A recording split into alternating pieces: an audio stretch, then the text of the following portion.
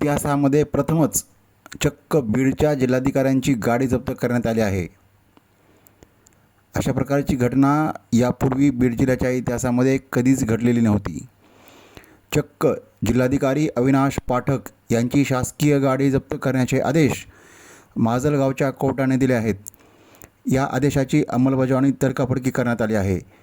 बीडच्या जिल्हाधिकाऱ्यांची गाडी इतिहासात प्रथमच जप्त करण्यात आली आहे। बीडचे पालकमंत्री अजित पवार आहेत, त्यांनी बीडचे पालकत्व घेतले आहे।